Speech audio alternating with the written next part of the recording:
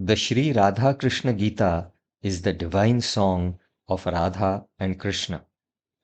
It is composed by His Holiness Shri Datta Swami. What is the origin of this Shri Radha Krishna Gita? What is its subject matter? What mysteries lie hidden in it? How is it different from the Bhagavad Gita, and what is so special about it? To truly understand the answers to these questions, some background is necessary. Getting that background is the purpose of this video. But before that, let us offer our prayers to God.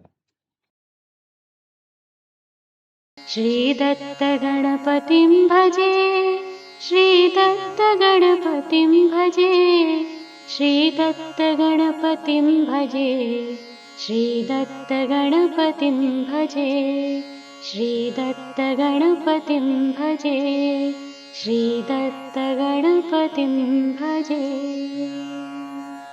Om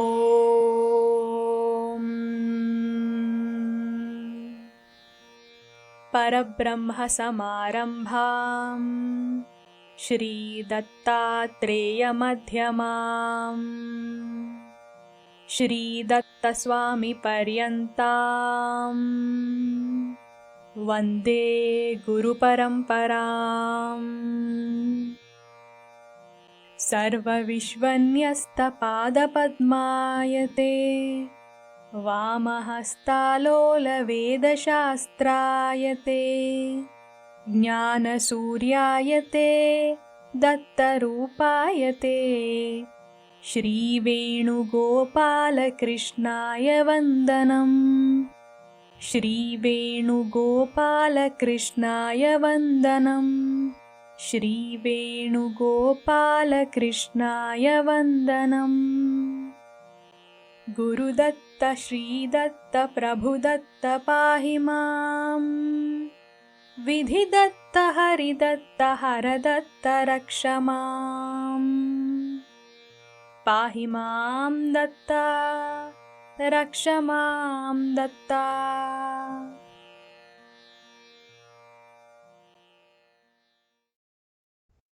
From you alone is all knowledge sublime, and everything that's great and fine.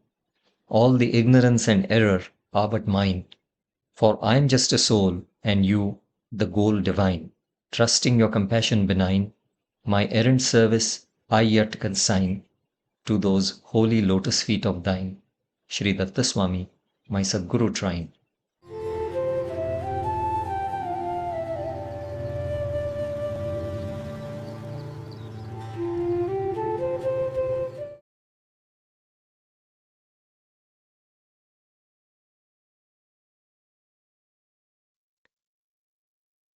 Parabrahman, the absolute God, is unimaginable. He is called the unimaginable God. He is also called the Nirguna Brahman. However, that Parabrahman who is unimaginable incarnated in the upper world as God Datta, the first energetic incarnation of Parabrahman. The very first incarnation, energetic or otherwise. God Datta is the very first incarnation of Parabrahman, and he happens to be an energetic incarnation. This incarnation is the result of Parabrahman merging into the energetic being Datta. Datta is the energetic being, and Parabrahman merged into Datta. So the energetic being Datta, consisting of an energetic body and awareness, became the medium for the merging of Parabrahman with it. Upon Parabrahman's merging with the Datta medium, Datta, the energetic being, became God Datta, the energetic incarnation of Parabrahman. Initially, the medium was created, and when Parabrahman merged into that medium became an incarnation. So that God Datta, the incarnation, is also called Saguna Brahman.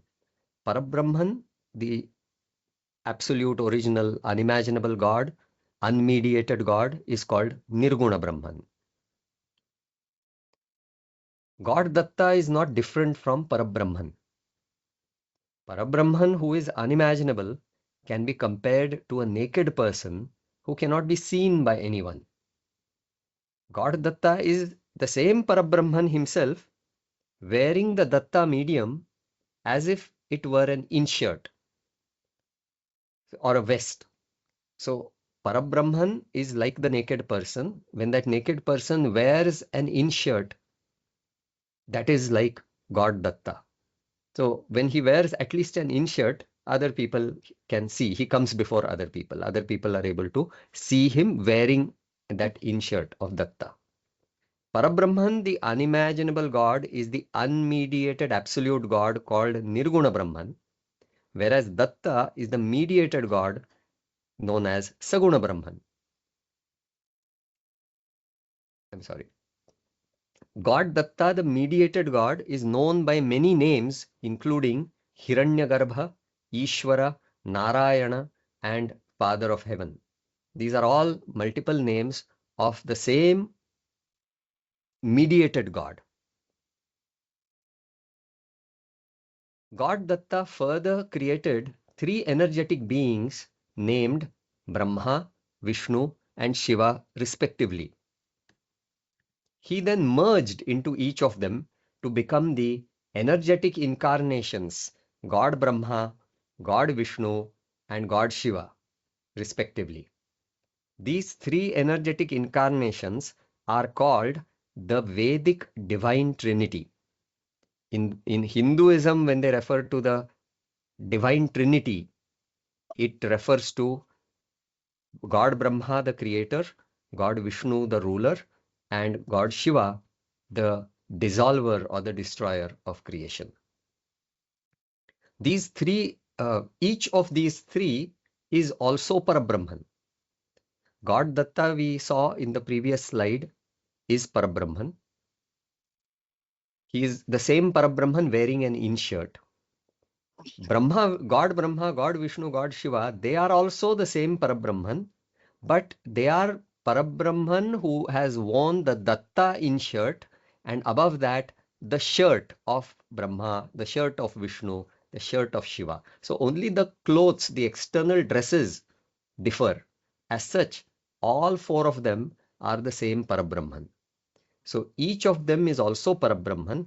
God Datta is Parabrahman wearing the inshirt of God Datta, whereas the other three incarnations are the same Parabrahman as if wearing three different shirts over the Datta inshirt. Parabrahman wearing the inshirt is God Datta, and over that he wears a Brahma shirt, or he may wear a Vishnu shirt, or he may wear a Shiva shirt. So all four incarnations they are not four different entities. They appear to be four different entities, but they are actually one single Parabrahman. God Datta, God Brahma, God Vishnu, and God Shiva are masculine energetic incarnations of Parabrahman. Apart from them, there are also feminine incarnations of Parabrahman. They are formed when the unimaginable power of Parabrahman, called Mahamaya, merges with feminine media. That is, when that unimaginable power of Parabrahman merges with feminine energetic beings. Energetic beings are beings having a body made of energy and awareness present in that body. Human beings have material bodies. Our material bodies also contain some energy. So our external body is a combination of matter and energy. And in our body, as a result of our brain activity, there is awareness. So we are combinations of matter, energy, and awareness. Energetic beings in the upper world have an external body made only out of energy, not matter. And there is awareness. So they are energetic beings are combinations of energy and awareness. Now the energetic being can be either masculine or feminine. Just as a human being can either be a male or a female, the energetic beings also can be masculine or feminine. Brahma, Vishnu, and Shiva are masculine energetic beings, and God Datta entered into them, merged with them.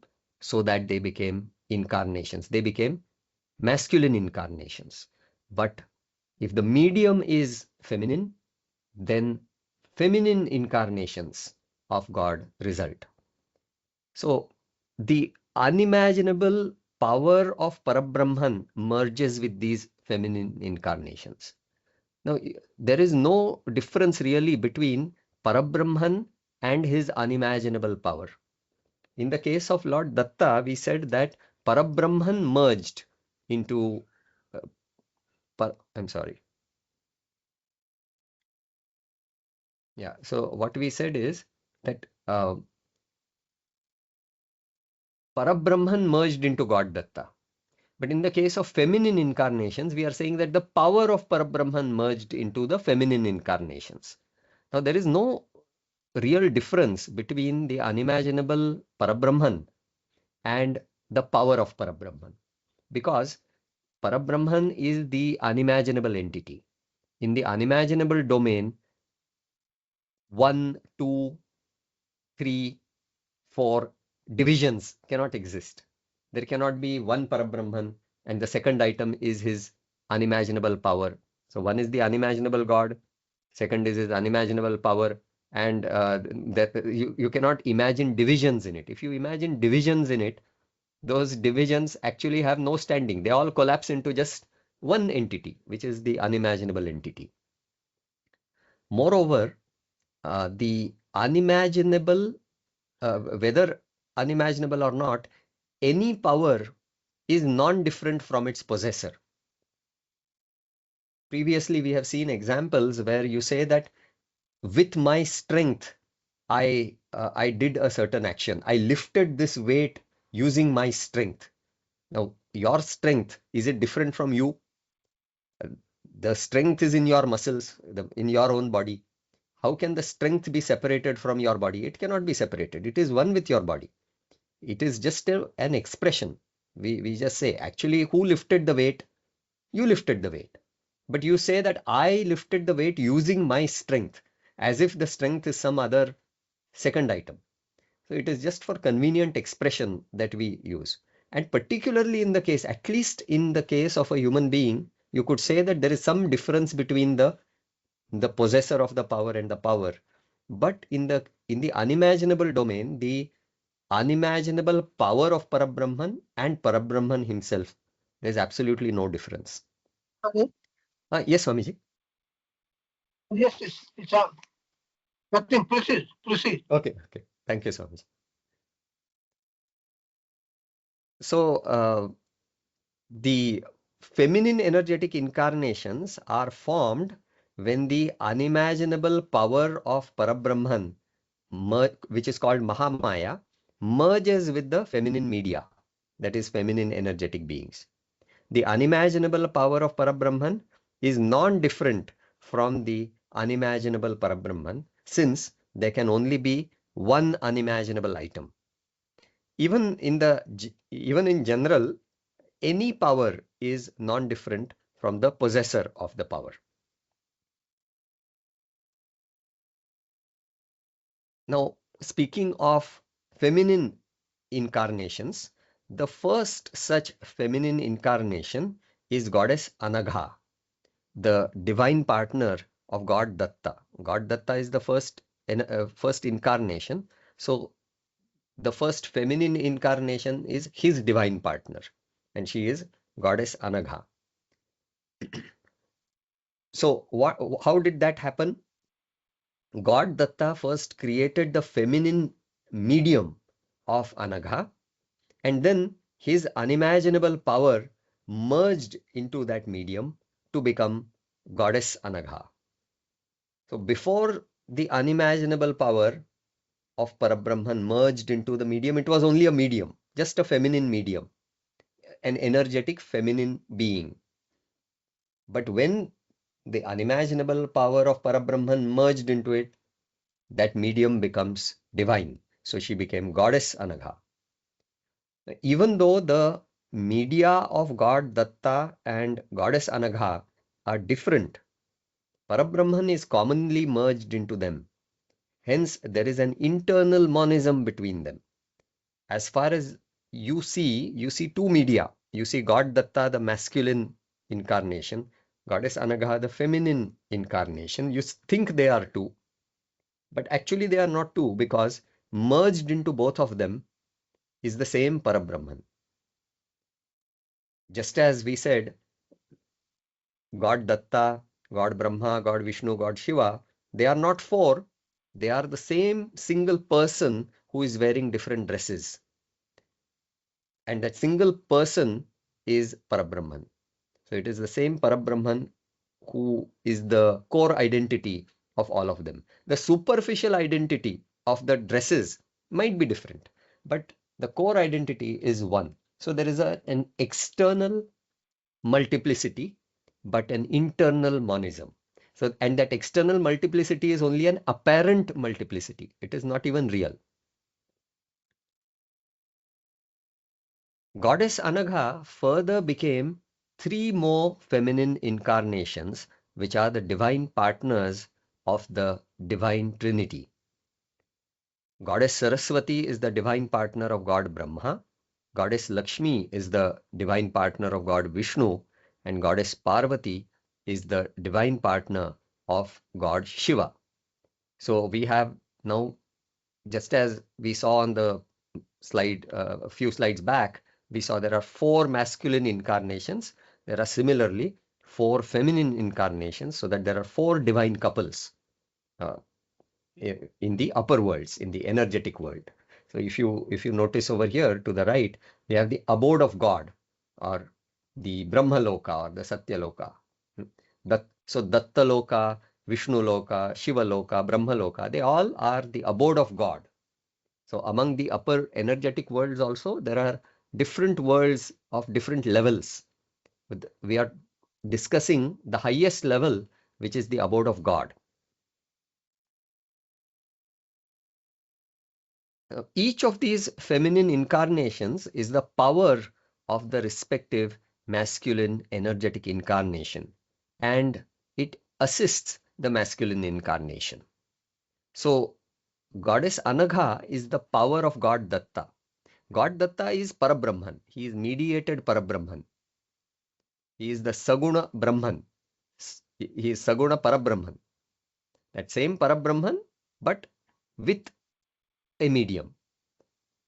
Parabrahman is unmediated. Datta is the same Parabrahman with a medium. Then who is Goddess Anagha? She is the power of God Datta. The power has manifested in the form of, the power of Parabrahman has manifested in the form of Goddess Anagha. Similarly, who is God Brahma? God Brahma is again the same Parabrahman wearing the inshirt of Datta with a shirt of Brahma. So he is Parabrahman. He is a mediated form of Parabrahman. And then who is Goddess Saraswati? She also is the mediated form of the divine power of Parabrahman. So she is Goddess Anagha further wearing the Saraswati dress. So there is internal monism between all of them. There is monism between God Datta and Goddess Anagha. There is monism between God Brahma and Goddess Saraswati. There is also monism between Goddess Anagha and Goddess Saraswati. And same for the other divine couples, God Vishnu and Goddess Lakshmi, God Shiva and Goddess Parvati, and so on. So the feminine incarnation is said to be the power of the masculine incarnation. And the role, each of these incarnations has a certain role, they have a certain function. And in that function, the divine partner of that masculine incarnation assists, so that the two together carry out that divine function. The energetic incarnations of the upper world also periodically incarnate on earth in human form as human incarnations. A human incarnation is the result of an energetic incarnation merging into a selected human being who is very devoted. A certain devoted human being is chosen and one of all these energetic incarnations will enter and merge into them. It might be an incarnation of God Datta directly, or it might be an incarnation of God Vishnu or God Shiva, or it could be one of the feminine deities also. So what results is a human incarnation. Every human incarnation is necessarily an incarnation of God Datta, because we have seen that God Datta is the first energetic incarnation and he is the root incarnation. All the other incarnations actually emerged from him. He created the media of all the other incarnations, and it is he who merged into all of them. So that is how the he is said to be the root incarnation. And because of that, every human incarnation is necessarily an incarnation of God Datta. And when you say that the human incarnation is an incarnation of God Datta, it is also naturally an incarnation of Parabrahman, because merged into God Datta is Parabrahman. Now, to ensure equal spiritual opportunity to the people of every human generation and to provide correct guidance to them, God, that is Parabrahman, is present on earth in the form of at least one human incarnation in every human generation. If Parabrahman is not present in human form as a human incarnation in any particular generation, it becomes unfair to that generation and they will claim that God is partial. But God is the most impartial and the kindest, loving Father of all humanity. So he does not want to deprive any generation from the opportunity to reach the spiritual goal. He wants to give equal opportunity to everyone. And that is why he is present as at least one human incarnation in every human generation. Numerous such human incarnations of God Datta, God Brahma, God Vishnu, and God Shiva are mentioned in the Puranams and other scriptures. Many more human incarnations are also well known in different places and times right up to the present. Whatever is mentioned in the Puranams, that is the list of incarnations about 5,000 years ago when sage Vyasa wrote all the Puranams. But between that time and this time, in so many thousands of years, many other incarnations have taken place, and there are records in some other scriptures apart from the Puranams, as well as the experiences of devotees right up to present times. So this is not the existence of human incarnations among people is nothing new. It is known not only in India, but it is also known in the West, and Lord Jesus was an incarnation of God similarly. So this shows how each of these energetic incarnations can incarnate in human form, and some examples are given. Sage Vasishtha as an incarnation of Lord Brahma, Lord Krishna as an incarnation of Lord Vishnu, and Shri Datta Swami, our contemporary human incarnation. Since we said that in every human generation, at least one human incarnation of God must exist, we have in front of us Shri Datta Swami, who is the contemporary human incarnation of Lord Datta directly. And he is a Paripurna Tamavatara. Paripurna means fully complete. Paripurna itself has a double superlative. And Paripurna Tama means the highest. So he is the most complete and highest incarnation of Lord Datta, who is in front of us as Shri Datta Swami, and he is the author of the Radha Krishna Gita. We have also the incarnation of Lord Shiva as Shri Adi Shankara. So this is a known fact that God incarnates in human form. And this background is very necessary to understand the Radha Krishna Gita, because the identity of Lord Krishna, who is Lord Krishna and who is Shri Radha, this has to be properly understood. and the internal monism between them should be known, and that is why this extended background is being given. So now we come closer to the topic. Lord Krishna is one of the most famous such human incarnations of Parabrahman. He was the human incarnation of God Vishnu, which also means that he was an incarnation of God Datta. Because Lord Vishnu is an incarnation of Lord Datta, so Lord Krishna is the incarnation of both of them. Lord Krishna incarnated thousands of years ago during the Dwapara Yuga in the Gokul Vrindavan region of modern-day Uttar Pradesh, India. It is he who had sung the Bhagavad Gita, which is one of the most iconic divine revelations of the world and a core scripture of Hinduism. The Bhagavad Gita, Gita means a song, Bhagavad Gita means the song sung by God, and that song was sung by Lord Krishna. When did he sing it? In the Dwapara Yuga, which is some 5,000 to some people estimated to be 7,000 years ago. So at that time he sung this song, and that has been recorded and it has reached us to the present day, and it is one of the core scriptures of Hinduism. It is one of the Prasthanatrayam. It is the one of the three most authoritative scriptures of Hinduism. And it is a treasure for the whole world. It is not that it is only meant for Hindus. It is a treasure meant for the whole world, because whatever God preaches is for all of humanity. So this description of what a Gita is, a Gita is a song. Bhagavad Gita means the divine song, the song sung by God, Krishna. The Bhagavad Gita was sung by Lord Krishna to Arjuna. It was God Krishna's preaching to Arjuna to follow justice in his effort to reclaim his lost kingdom and wealth.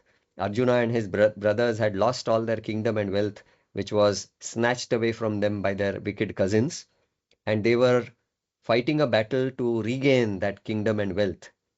But Lord Krishna, at that point, at the beginning of the battle, advises Arjuna to follow justice or dharma in his effort to attain what is known as artha. The pursuit of wealth is called artha. Pursuing wealth, trying to acquire wealth, is the endeavor or the effort called artha. So while pursuing artha, you should follow dharma. This was the advice of Lord Krishna. That is the subject matter of the Bhagavad Gita. Now, who was Arjuna? Arjuna was the incarnation of sage Nara, a soul highly devoted to God.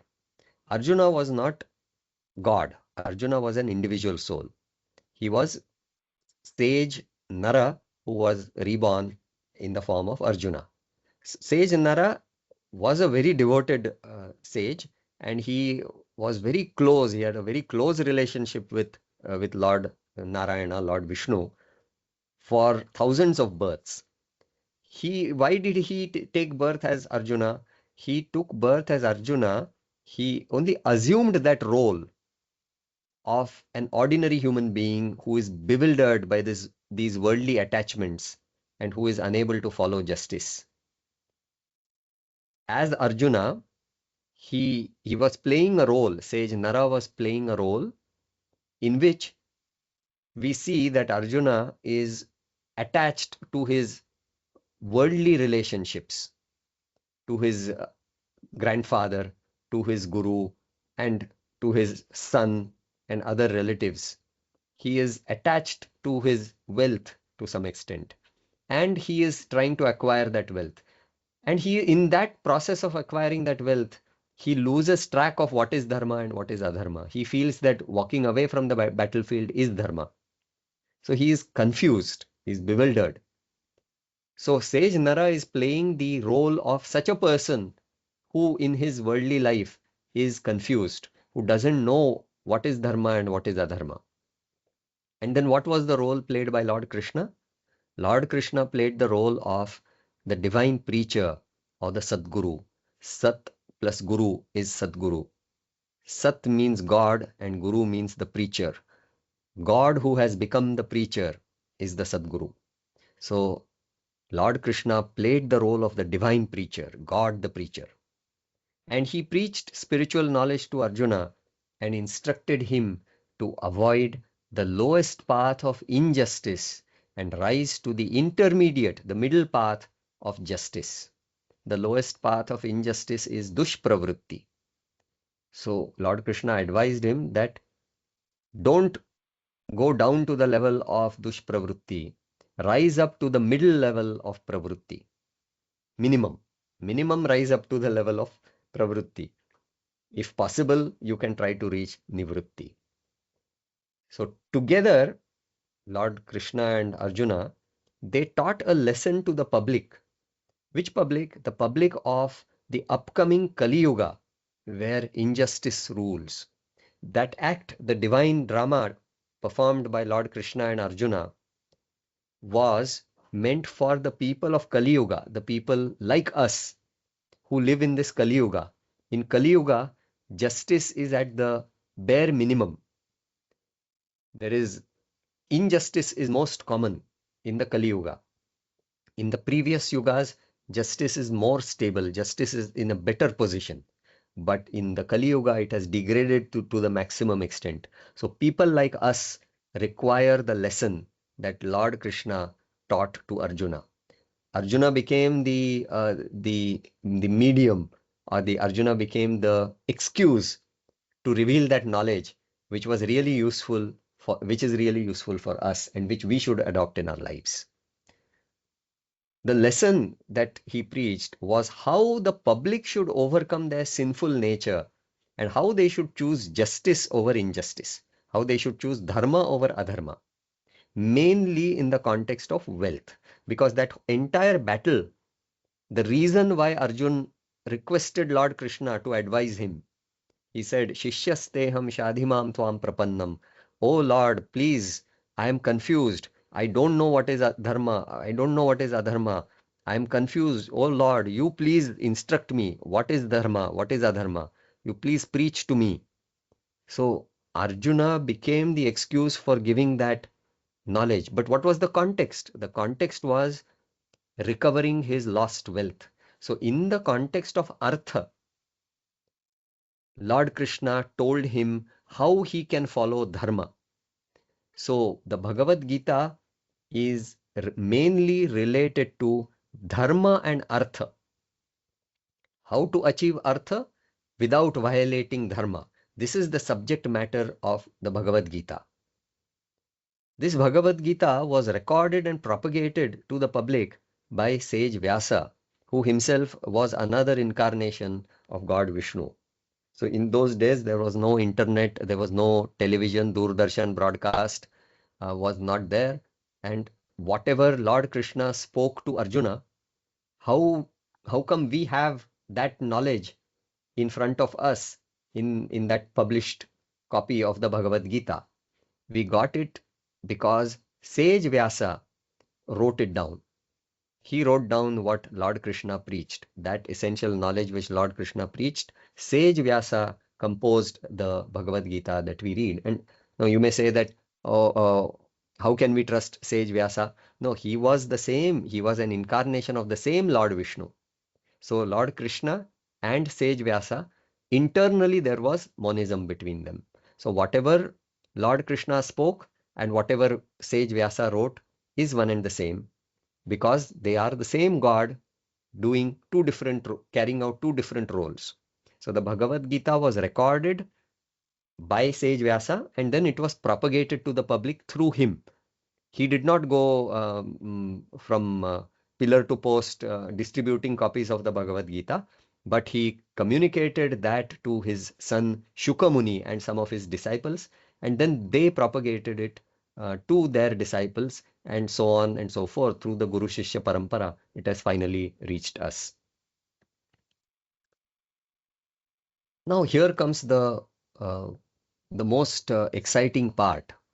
The same Lord Krishna, during the same Dwapar Yuga, had also sung another Gita, a secret Gita.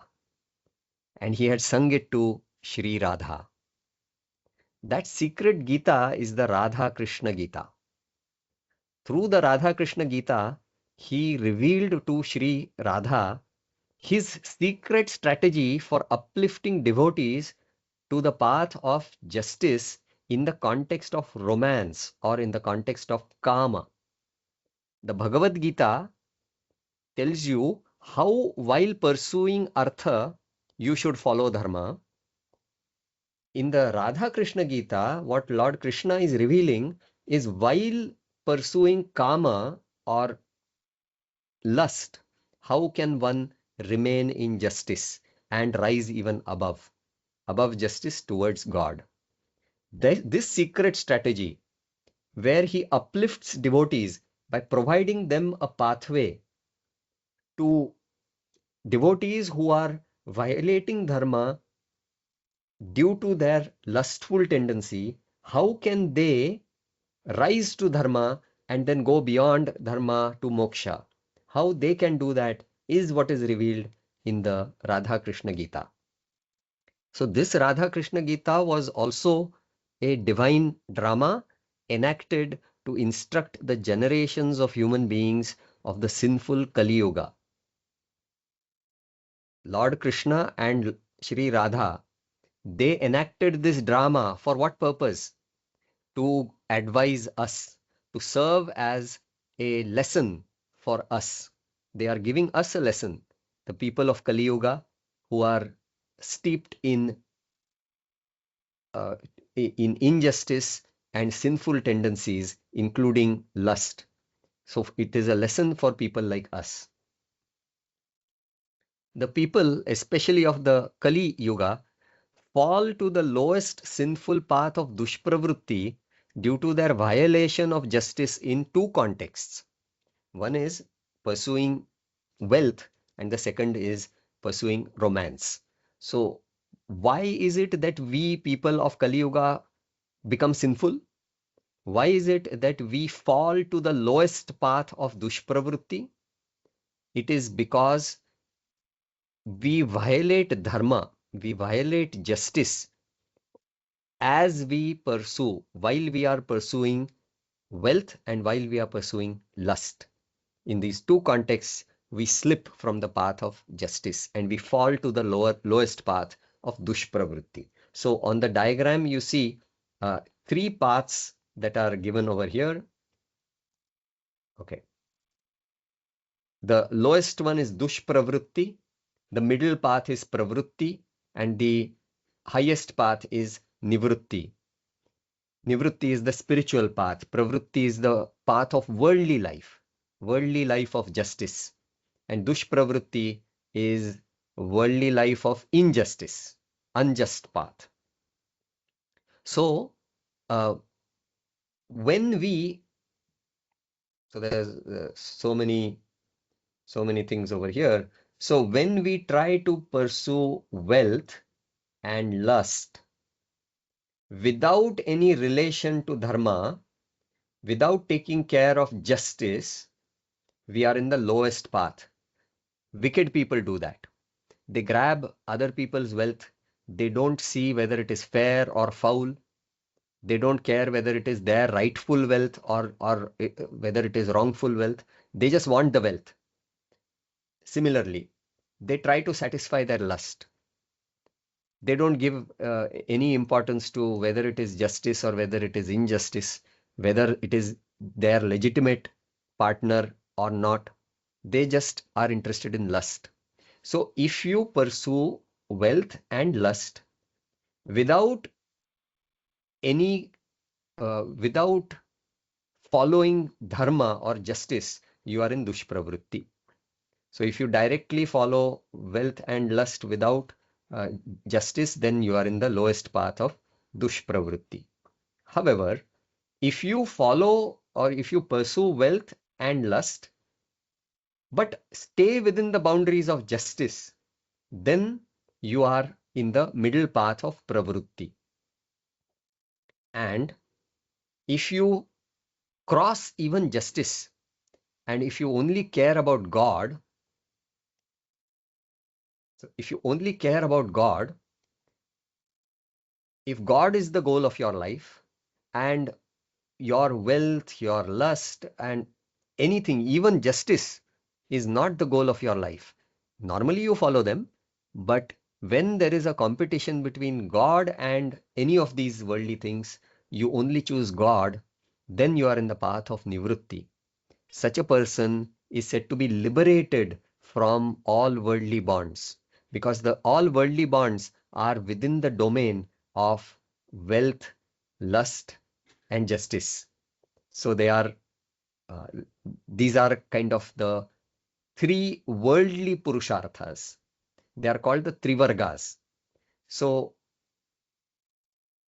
wealth, lust, and justice, they are called trivargas. There are four purusharthas. The four human goals are dharma, artha, kama, and moksha. The four are called four purusharthas. These are four efforts or endeavors of human beings. What does that mean? People struggle to attain wealth. So wealth is some sort of a goal for human beings. People strive to satisfy their lust. So that is some sort of a goal for human beings. People strive to attain justice. That is also a goal. And some people strive to attain liberation. Actually, it is not striving to attain liberation. It is striving to please God. And in the process, you get liberated. But anyway, it is called liberation. So dharma, artha, kama, and moksha, they are called purusharthas. They are four in number. Among them, the three, which is dharma, artha, and kama, they are called the trivargas. These are the three worldly purusharthas. The three worldly purusharthas are the trivargas. And the moksha is the fourth one. So here if we read the text here, whereas the Bhagavad Gita mainly focuses on maintaining justice in the context of wealth, the Radha Krishna Gita focuses on maintaining justice in the context of romance. So what does the Bhagavad Gita help you do? If you are pursuing wealth, it will tell you that don't directly pursue wealth in order to attain justice. Stay within the boundaries of justice when you pursue your wealth.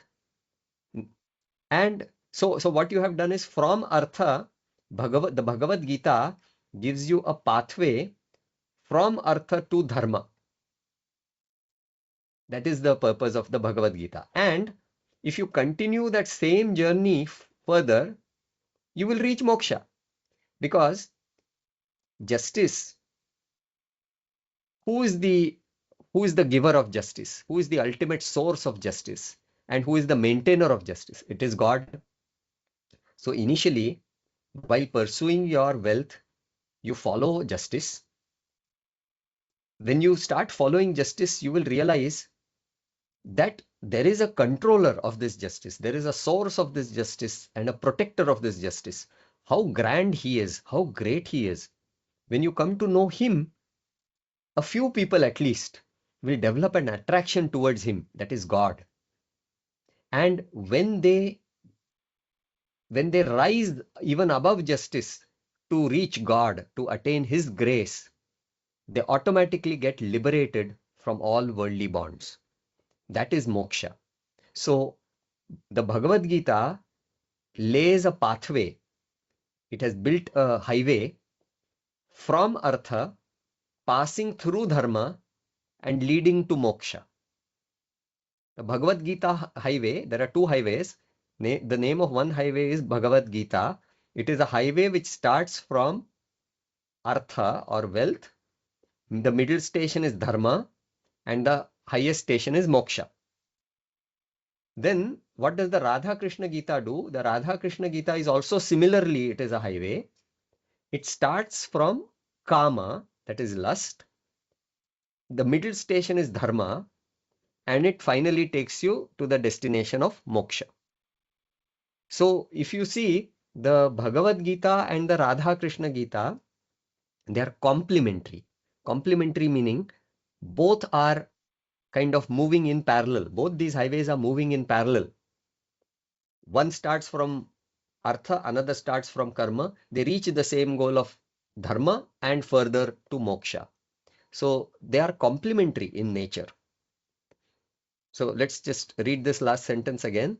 Whereas the Bhagavad Gita mainly focuses on maintaining justice in the context of wealth or artha, the Radha Krishna Gita focuses on maintaining justice in the context of romance or lust. Souls must first rise from the lowest path of dushpravrutti to the middle path of pravrutti by aligning their pursuits of wealth and sex with justice. So many of us presently, we are in this lowest level of dushpravrutti. What is the meaning of that? We pursue wealth and we do not mind violating justice. We pursue lust and we do not mind violating justice. So from this lowest level of dushpravrutti, first we have to rise to this intermediate level, the middle level of pravrutti. How do we do that? While pursuing artha and kama, we should be careful about not violating dharma. We should not violate justice. So these three purusharthas, the three human goals are called, all four are actually purusharthas. So anyway, these three are purusharthas, and this group of three, the lower three, they are called the trivargas. And the path of dushpravrutti is the state when the pursuit of wealth and sex violates dharma, whereas the path of pravrutti is when the pursuit of artha and kama does not violate dharma. Pravrutti is the path in which one leads one's life such that there is alignment between the trivargas. There is an alignment between dharma, artha and kama. Artha and kama are pursued only within the framework of dharma. So there is alignment between the three trivargas. That is the condition of pravrutti. If there is a misalignment between them, it is a case of dushpravrutti. Now, above that is the path of, above even pravrutti, is the path of nivrutti, which is the highest path. It is an extension of the journey from pravrutti to dushpravrutti. First, you were in this lowest level of dushpravrutti. If you rise up to pravrutti, you are at the middle level. If you rise even above, you go to nivrutti. So if you just extend the same journey, the Bhagavad Gita helps you do that. The Radha Krishna Gita also helps you do that. From dushpravrutti, it will take you to pravrutti, and if you extend the same journey, you will reach nivrutti. When an individual soul who has risen from dushpravrutti continues the journey further, setting God, the source of dharma, as the goal, it becomes the highest path of nivrutti. In pravrutti, your goal is dharma. In nivrutti, the source of dharma is your goal. God, who is the source of dharma, he is your goal. Then you are in the path of nivrutti. The path of nivrutti involves the liberation of the individual soul from worldly bonds. This liberation is called moksha, which is the fourth human endeavor or the fourth purushartha. So both the Bhagavad Gita and the Radha Krishna Gita thus play complementary roles, meaning both are on parallel tracks. One addresses artha, another addresses kama, and they focus on helping individuals attain justice in the context of wealth and romance, respectively. The two Gītās also pave the way to the liberation of individuals. If you extend that journey further, you reach the highest goal, which is moksha. Now, we showed the commonality between the Bhagavad Gita and the Radha Krishna Gita, but there is some specialties of the Radha Krishna Gita. So let's look at them. Even though the two Gītās play complementary roles in uplifting souls, the Radha Krishna Gita has many specialties. One of the chief specialties is the identity of the recipient of the Gita. In the Radha Krishna Gita too, Lord Krishna played the role of the divine preacher. So in that aspect, Bhagavad Gita and Radha Krishna Gita are common. Who's the divine preacher? Lord Krishna. However, the recipient of the divine preaching in the Radha Krishna Gita is Shri Radha. She was playing the role of an individual soul, even though she was no ordinary soul. Unlike Arjuna, she was not even the incarnation of a sagely soul. Who was Arjuna? He was a sage. But who was Radha? She was not even a sage. She herself was a feminine incarnation of God. She was the incarnation of Lord Shiva. She was also the incarnation of the divine power of Parabrahman called Mahamaya, which is non-different from Parabrahman. So as an incarnation of Parabrahman, she was non-different from Lord Krishna. Thus, despite the external duality between Lord Krishna and Shri Radha, there was an internal monism between them. This is a comparison table of comparing the Bhagavad Gita and the Radha Krishna Gita on several criteria. So if you see the preacher, who was the preacher of the Bhagavad Gita? Lord Krishna. Who was the preacher of Radha Krishna Gita? Lord Krishna. What is the identity of the preacher? Who was Lord Krishna? He was the incarnation of God Vishnu. He was the incarnation of God Datta. He was the incarnation of Parabrahman. The same thing applies in Radha Krishna Gita. Lord Krishna is the same. Then who was the recipient? Bhagavad Gita, the recipient was Arjuna. And who was that? Who was Arjuna? He was the incarnation of sage Nara. What is his status? His status, he is an individual soul. Is he God? No, he is not God. Is he God or soul? He is soul, not God. Okay, let's look at Radha Krishna Gita. The recipient is Shri Radha. Who is she? She is incarnation of Lord Shiva. She is also incarnation of Mahamaya. And what is her status? Is she God or soul? She is God. Then, who recorded each of these Gitas? If you take Bhagavad Gita, it was recorded by sage Vyasa. Who is he? He was a partial incarnation of God Vishnu. What about Radha Krishna Gita? Who recorded it? Shri Datta Swami. He is the most complete and highest incarnation of God Datta. He is not a partial incarnation of God Datta, or any other deity. He is the most complete and highest incarnation of God Datta. He is revealing this Gita to us. Then what is the subject matter? If you take the subject matter, Bhagavad Gita takes you from the pursuit of wealth to justice to liberation, from artha to dharma to moksha. What does the Radha Krishna Gita do? It takes you from the pursuit of lust to justice to liberation, from kama to dharma to moksha. And just a kind of interesting thing, what was the location where it was given? The Bhagavad Gita was given in the location of a battlefield. It was on the battlefield of Kurukshetra, which matches with the subject matter, because the battle was being fought to regain the lost kingdom, the lost wealth. So the subject matter is getting back artha. So it was held on the battlefield of Kurukshetra. The Bhagavad Gita was delivered on the battlefield of Kurukshetra. If you see Radha Krishna Gita, the subject matter is related to Kama. So the location is the moonlit rasa dance by the banks of the Yamuna. So it was the romantic dance on the banks of the Yamuna. That is the appropriate place to deliver this divine knowledge of the Radha Krishna Gita, where it was an atmosphere of Kama. So this shows how these two incarnations, Lord Krishna and Goddess Radha, how they enacted this drama.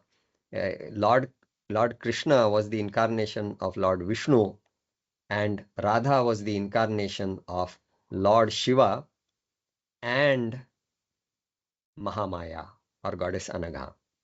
So these two forms of God, these two incarnations of God have enacted this drama. For thousands of years after Lord Krishna sang this Gita to Shri Radha on the banks of River Yamuna, this Gita was kept secret. It was delivered, this Gita was delivered to Radha thousands of years back. Since then, nobody knew about it. It was kept secret. It was not revealed to the world at all. Even sage Vyasa, the author of all the Puranams and the Mahabharatam, that is Jayaha, which contains the Bhagavad Gita, kept silent about this Gita. See, sage Vyasa has revealed so many things to humanity. Through the Puranams, he has revealed so many divine dramas of incarnations and their devotees to the world. He is the one who revealed the Bhagavad Gita also. Lord Krishna never went door to door preaching the Bhagavad Gita. Sage Vyasa recorded it and he distributed it through his disciples. So he revealed so many things to the world, but this Gita was not revealed by him. The Radha Krishna Gita remained a hidden treasure buried in the hearts of Lord Krishna and Shri Radha alone. Both were the same God internally, and none other than God knew anything about this secret Gita. Who knew about this secret Gita? God alone knew. Only Krishna and Radha knew it. Both of them were the same God. Finally now, this secret Gita is being revealed to humanity by God himself. See, that Gita was known only to God so far for the past thousands of years. Who can reveal it? God alone can reveal it. No one else can. The divine preacher of the Radha Krishna Gita was God Datta, who had incarnated as God Vishnu and God Krishna. Who gave the Radha Krishna Gita? Lord Krishna. Who was Lord Krishna? He was an incarnation of God Datta and an incarnation of God Vishnu. So he is the divine preacher. And the recipient of the Radha Krishna Gita was also God Datta, who incarnated as Goddess Anagha, God Shiva, and Shri Radha. Who is Radha? She is an incarnation of Lord Shiva. She is an incarnation of Goddess Anagha. Who is the power of God Datta? So ultimately the source of everything is God Datta alone. The one who is revealing this Radha Krishna Gita to the public now, who is revealing this Radha Krishna Gita to the public? It is Shri Datta Swami. So the one who is revealing this Radha Krishna Gita to the public now is the same God Datta who has incarnated in the present time as Shri Datta Swami. Incidentally, Swami's given name is Shri Venugopala Krishnamurti. So the one who originally sang the Radha Krishna Gita during the Dwapara Yuga and the one who is revealing it now are both Krishna. Krishna revealed it in 5,000 years ago, and Krishna is revealing this now, because Swami's name is also Krishna. And they actually happen to be one and the same, because they are the same Lord Datta. So they are one and the same. This shows how Lord Datta incarnated as Shri Datta Swami, and Radha and Krishna, they are also incarnations of the same Lord Datta ultimately. So that is why this background of the various incarnations, the energetic incarnations, the masculine and the feminine, all this was necessary so that we understand the value, the specialty of this Gita that we are going to learn as we go forward.